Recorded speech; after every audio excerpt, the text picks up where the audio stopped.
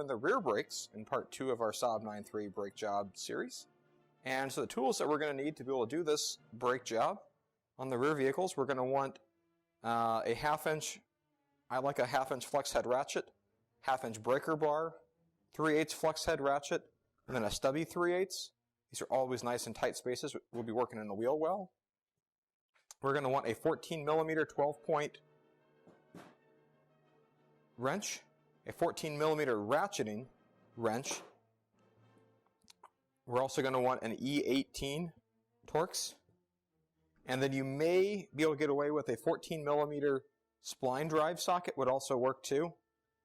We have an external Torx fastener that's an E18 that we're going to need to remove. But because of the way the parking brake's configured, our 14 millimeter wrenches and a 14 millimeter universal socket may come in handy as you're doing that.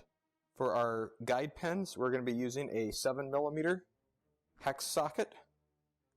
And then to remove the set screw on the brake rotors, we're going to use a T30 Torx bit. And then you may want a couple of other extensions and socket adapters when working in the wheel well. Here I've got a 1/2 to 3/8. I've got a 3/8 to a 1/2, a really short 3/8 extension, and a really short 1/2 inch extension. Then you also may want a pair of adjustable needle nose pliers. So I'll be using these to be able to wind back the brake, the parking brake piston, and then a flathead screwdriver to be able to remove the caps. And we're also going to want to use the same bungee cords to be able to suspend our brake assembly in the wheel well as we used on the front brakes. You also may want a light and gloves to protect your hands. So let's go ahead and get started and go over to the vehicle. Now with the wheel off and the vehicle on jack stands. Okay, so over here in the wheel well, if you look around, there's not an obvious coil spring that will hang our bungee cords. If you go above the strut here, there's a little hanger piece here that we can go around and get our bungee cord clipped in there. So there's one, and then we'll clip in number 2. I always like having 2 bungee cords available to help support brake caliper and brake assemblies to keep our stress off of our brake lines. And now we've got 2 bungee cords in here ready for support. I'm going to put those aside. Now if you look over here on the top, you can see right here is our parking brake cable. So you want to make sure that the vehicle or the parking brake is actually not set. You see there's some actually debris here that I'm just going to remove here out of the spring. And so our set screws are on the back side here, and it's going to be difficult to get to from here. So there's a very specific order we're going to have to go through. We're going to pop off the caps off of the guide pins, and we're going to remove the guide pins. So we'll get access to our brake pads. Then we get this assembly will come off with the caliper assembly, and then we'll be able to get to our rotor by means of removing our external Torx screws on the back. But once this is out of the way, it'll be much easier to do it. If you try to do it right now, it'll just be a giant pain. And so let's make sure we do this in the right order. So we use our flathead screwdriver and remove our caps, our dust caps off of our guide pins. We'll do the one on top. And there's that one. Set that aside in our parts tray. And then there's an identical one to it on the bottom that you can see from the back side of the car right there. And now we've got both of our caps removed. And now we're going to use our 7 millimeter hex bit to be able to get our guide pins out. And so I'm going to put this onto my flex head ratchet. I should have enough space in here, and the leverage from this long flex head should help me be able to break these loose. And if you look right on top, you can actually see the guide pin right here. It might be covered in some brake dust, but as you advance it open, you'll be able to see hopefully a little bit of a silver finish of those guide pins. You can sort of see it there, I think, moving back and forth if you look carefully. And so we're going to have the top and the bottom. I'll get that most of the way, then I'll come back and get the bottom. Just to get a better view of what that looks like. With the camera on the floor, here's a view of the lower guide pin. After you've got these broken free, you may want to just take the ratchet off. See, this is where a flex head is really nice because I can just sit here since I'm working from behind. And then eventually I can just switch to undoing that by hand. And then at this point, if you look carefully, hopefully you can see right here where you can see some of the silver of the guide pin where it's come out of the exterior side. And we're going to repeat the process up here. Got to back this one out a little bit farther. The moment I get this out, I've got to be sure I'm ready to catch this assembly, and that's why I've got my bungee cords all ready to go. You may want to use a stubby ratchet, and you also may want to use a screwdriver just to make sure that the guide pins are all the way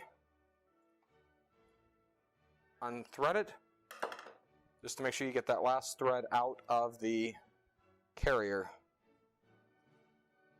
Alright, there we go, that's backing off.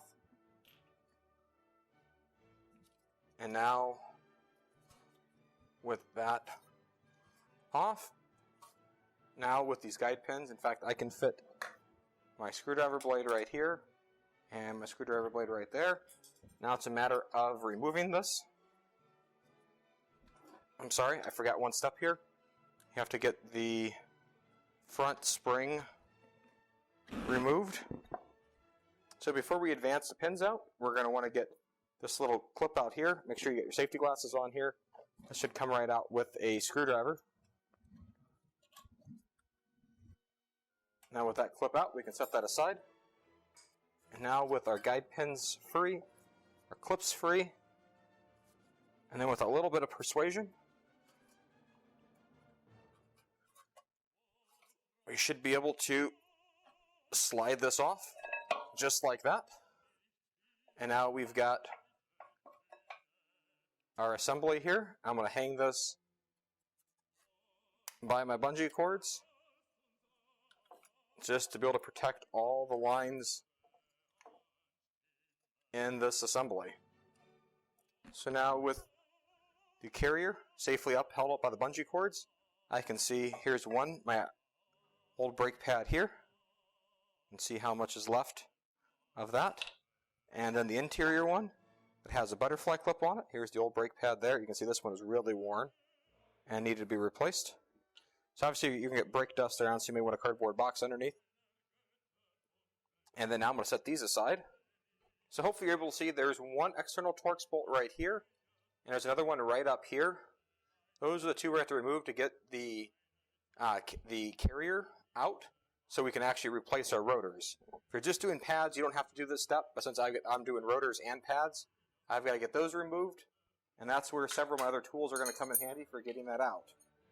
So if I start at the top, I just want to demonstrate, for example, here is my E18 Torx socket, and if I try to slide this on, you can see I've got a problem getting in the way of some of these suspension linkages. So the first one I'm going to remove is the bottom one, and I'm going to take care of the bottom one so that I can actually have the assembly able to move to help me be able to deal with the top one. And so this is kind of a pain because you're working backwards and you've got a lot of stuff in the way.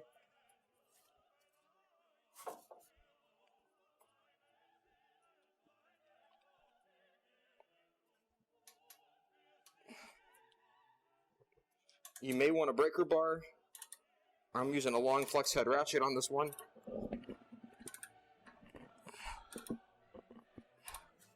And it's going to be slow progress because these are in really tight.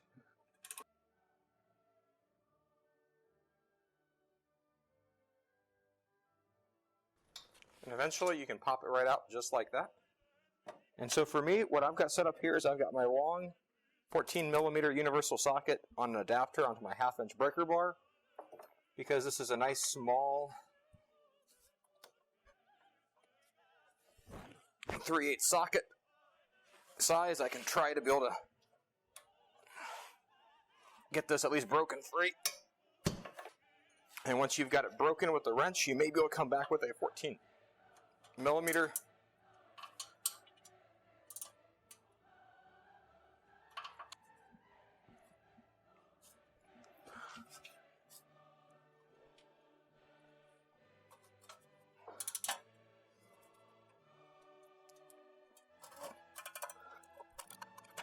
And then if it starts to slip on you like that, we can just go back and put in the bottom one, just hand tight.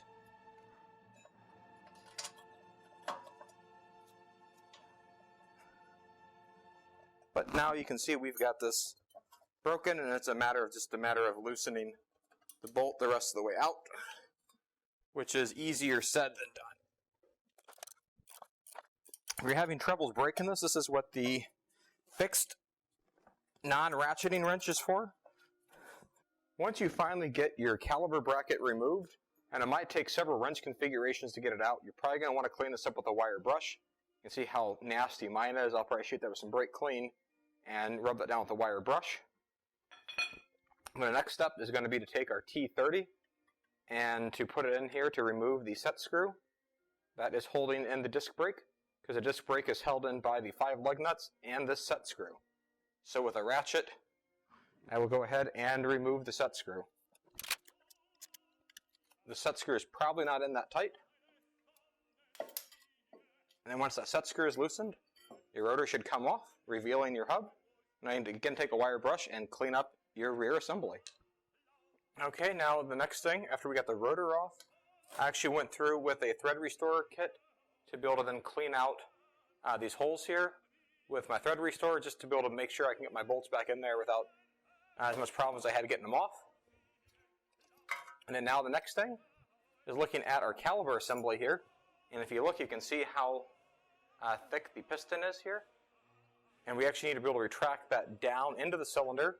It's obviously out that far because our old brake pads were worn and our discs were worn, or our rotors were worn. And so what we need to do is push that back. Now there's a couple little holes in here that you may be able to find a specialty tool to be able to line up in there to be able to screw it back. But I'm just going to turn to my trusty adjustable needle nose pliers, and I can just stick these in there, and I set them to the wide setting, and then just screw them back. It'll require a little bit of patience to be able to screw it back, to be able to make enough room so our new brake pads will fit.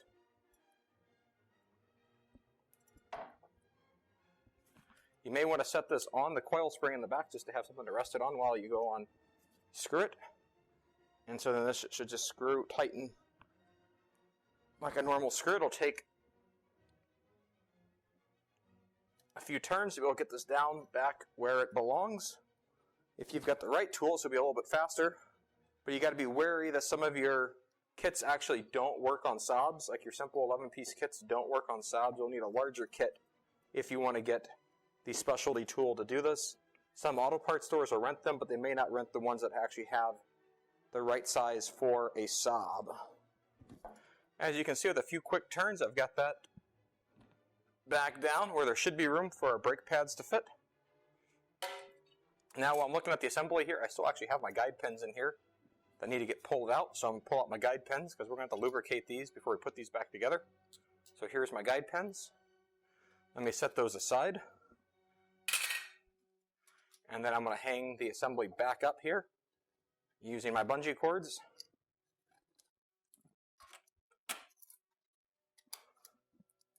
And now the next thing to do is put on our new rotor. And now on the wheel here, there's going to be one spot here where there's a set screw. In this case, it's located right here. You can actually spin this wherever you want it to be able to line up with the set screw spot on your brake.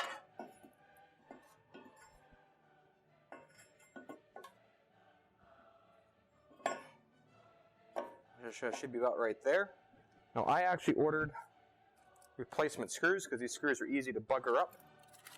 So I'm going to use a brand new screw with my T30 torque spit.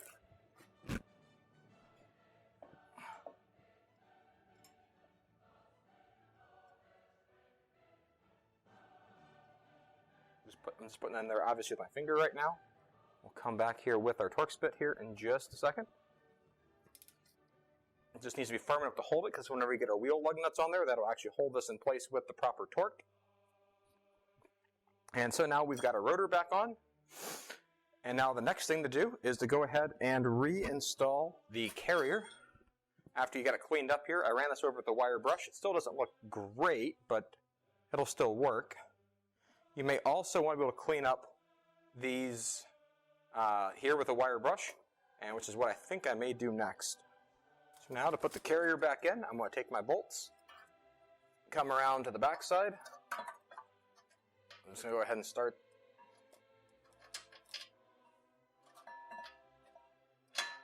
this into the assembly, starting it by hand. There's the top one zipped in, and now it's time for the bottom. And now it's time to get out the socket and go to town.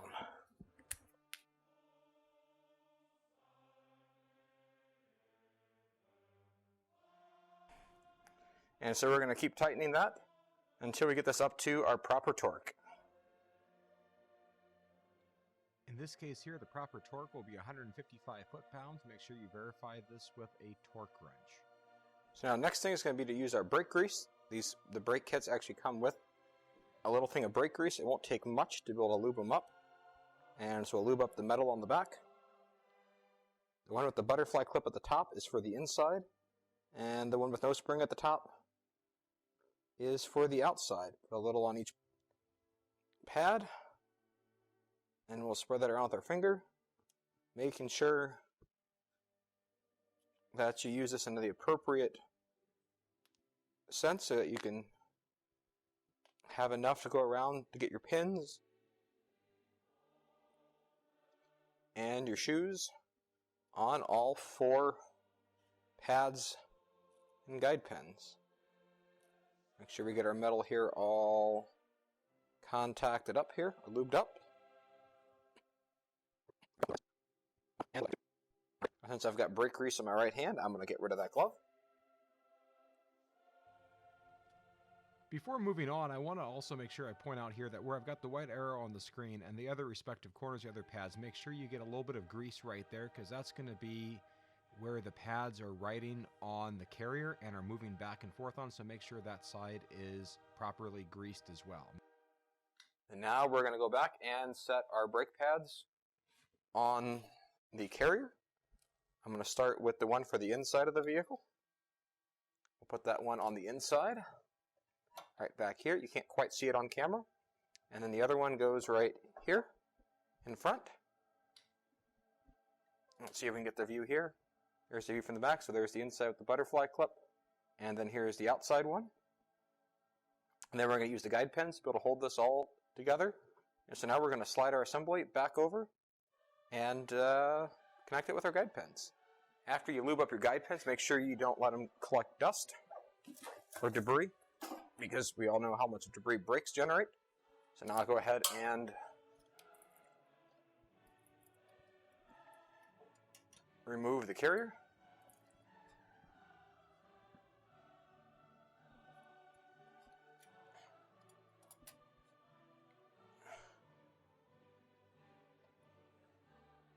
And then just like that, everything should slide right over. Now I'll put my top guide pin in.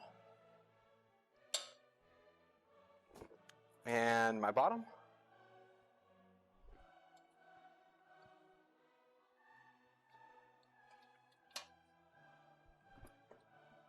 We're going to be able to use our 7mm socket here by hand just to help get this pressed through. With the cabling on the back here, you want to make sure that you protect the cabling.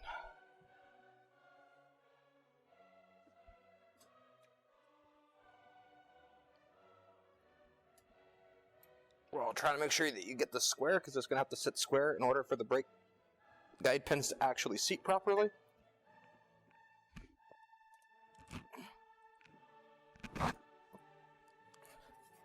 And then go ahead and attach a ratchet and start to tighten those down.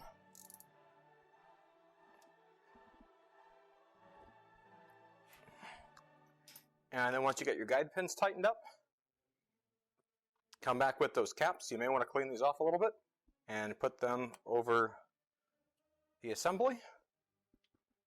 The final step before this job is done is to take one of the butterfly spring clip, or the little spring clips that came with the new brake pads, and be able to attach that onto the shoe here, or onto our brake calipers. You may need the assistance of a screwdriver just to help you get this put up. This goes on very similar to the front. There we go, just like that. And that retaining clip there will help to make sure that the brakes are in. And so now with that clip in place, you can call the job done. Reattach your wheels, 80 foot-pounds per lug nut. Check that with a torque wrench, and you should be good to go. So if you're doing this job at home, make sure you get the proper tools before you start, because you don't want to get into this and not have the right tools. And if I was going to give you a piece of advice on how much time to allow, I'd probably budget 4 to 5 hours. That's probably more than enough to get this job done. as long as you got all the parts in hand, and then have at it. It's actually not that hard. It's relatively easy to do, and a way you can save a few dollars on your carb maintenance. I hope you found this video series useful, and have a great day. Bye.